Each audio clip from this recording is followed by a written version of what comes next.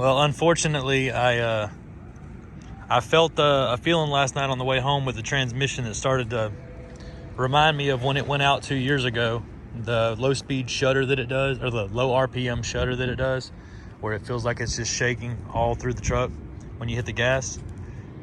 Very familiar with that. So on the way to work this morning, it started to shift funny, and it got to the point where I felt like I was about to break down. So now I know it's time for the transmission again. Good thing is Rick Hendrick Chevrolet in Duluth, Georgia, sold me this transmission that's in here now, which was a brand new one. And honestly, it doesn't even have, like, it probably has like 40,000, 30,000 miles on it, something like that. It doesn't even have dirt on it yet, but it's toast. So I don't think the 16 wides had anything to do with it, because the first transmission did so good, the factory one, without having problems on the wide wheels and the big wheels. But you know, it always comes into play. But thank God they don't care about the warranties up there, and they don't care if you know, have big wheels on the truck or whatever. So we'll see how it goes.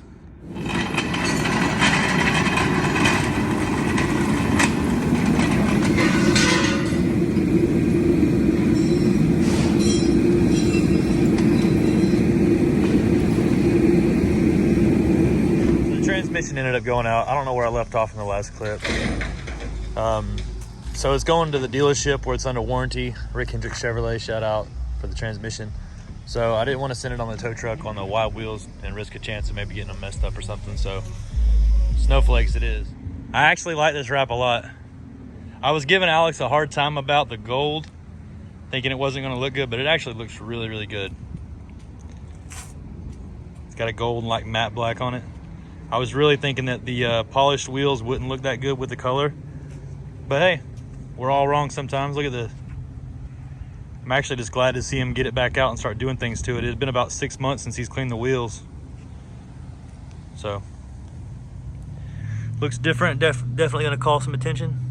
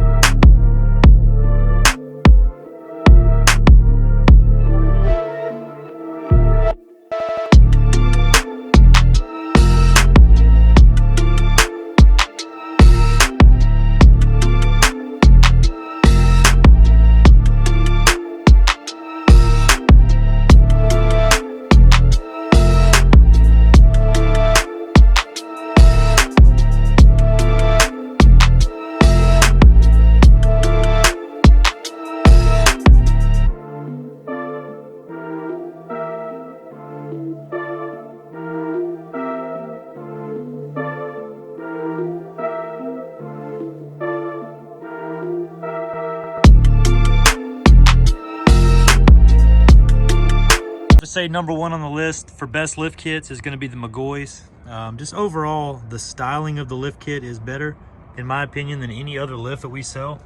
The consistency, the product, everything is perfect every single time. The struts are smooth riding. They look awesome. You don't have to have a spacer on the lift kit. Look at the axle angle.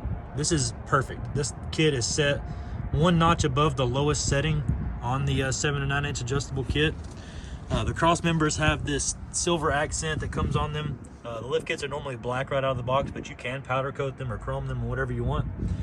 You get a lot of clearance out of this lift kit too. You know, 37s on 26x14s are a pretty common size that we'd use on this. We do have Cognito upper control arms, which is an add-on, but the McGaughys, they do make the control arms, but at the time they didn't have them in stock, and we had to get this build done. So, but yeah, there's the McGaughys M on the spindle. Just everything is nice. I would say there are a lot of lift kit companies that are as good as McGaughys, but I would have to put this one at the top of the list.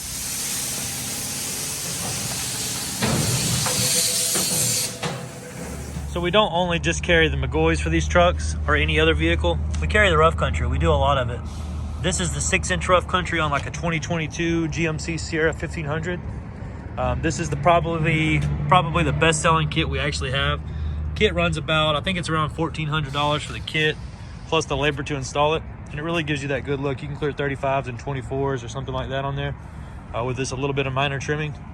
So if you're looking for a good entry-level lift kit to put you in the game, rough country might be the way to go. We also do a lot of the FTS. This is actually, I would say, about the same quality as McGaughys that I showed you earlier.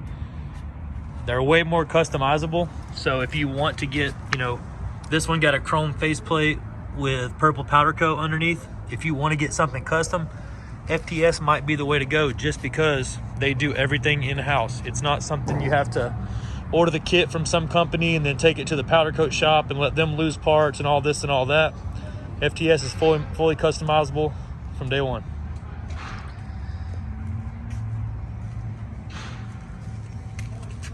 See, this one has the purple kicker braces with a lift kit.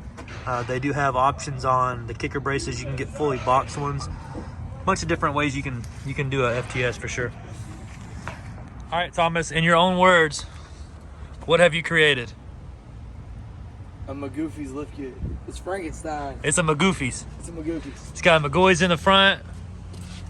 Got a little Cognito up top. A little Bilstein action going on. Couple of FTS parts in there. You guys should love this. Yeah, FTS. We got some FTS in there. We got McGaughys. Or do we? Hold on. We really got low-key FTS. Low-key FTS.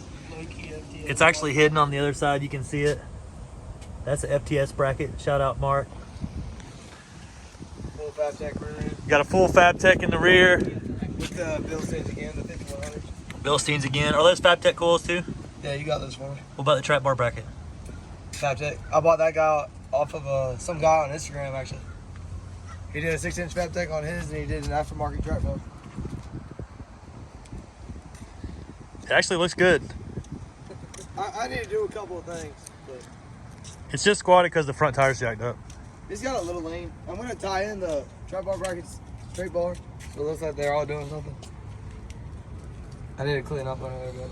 Dude, this is day one though. This is the first day out of the shop. We got the truck on the road at like 2:30 or so last night. So I mean,